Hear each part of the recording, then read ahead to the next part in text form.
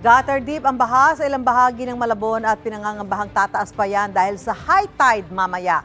At live mula sa Malabon, may unang balita si Jomer Apresto. Jomer?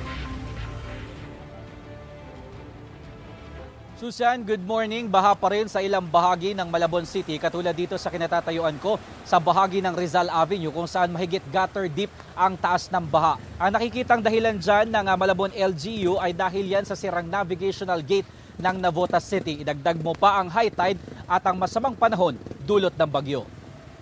Wala pang ulan kanina mag-aalas 5 ng madaling araw pero baha na sa ilang bahagi ng Malabon. Tulad sa bahagi ng C. Arellano na gutter deep ang tubig. Pasintabi po, makikita pang ilang patay na daga na naglulutangan sa kalsada. Ang ilang residente naman, isinabit ang mga basura sa poste para hindi ito anurin at bumara sa mga kanal. Sa bahaging ito naman ng Malabon Public Market, gutter deep din ang baha. Pero sabi ng mga residente, umaabot yan hanggang bewang lalo na kapag umaga dahil sa high tide. Ang staff ng Barangay Health Center, sinuong ang baha kahit may sugat siya sa paa. Kailangan niya raw kasi bumili ng almusal. Ang tindera naman ng ulam na si Billy, maagang namili sakay ng kanyang motor. Pero habang papauwi na, biglang tumirik ang kanyang motor dahil sa taas ng tubig. Ang isa pang staff ng Barangay Concepcion na si Feli, maaga rin namili ng rekados para sa pagkain ng mga tanod ng barangay. Inagahan niya raw talaga dahil kung mamaya pa, mataas na ang tubig sa pamilihan. Ang nakikitang dahilan ng Malabon LGU, ang sirang navigational gate ng Navotas City. Kung buo kasi ito, hindi raw mapupunta sa Malabon ang mga tubig na nasa kabilang lungsod lang sana.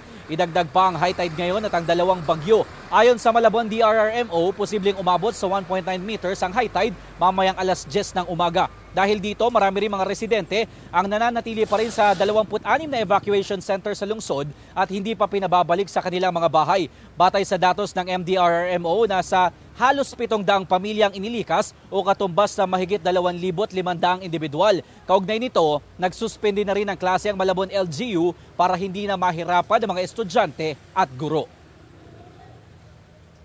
Kasi lalim po dyan tumirik. Pagbaba ko ganyan, huminto yung makina. Hanggang dito, hindi ngayon, ito pasado short ko, hanggang tuhod.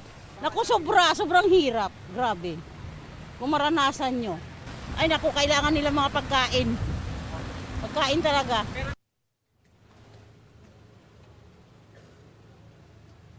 Susan, nag-abiso ng Malabon LGU sa mga residente na lumusong sa baha na agad magtungo sa mga health center para makakuha ng mga libreng gamot laban sa leptospirosis. At yan ang unang balita. Ako po si Jomer Apresto para sa GMA Integrated News.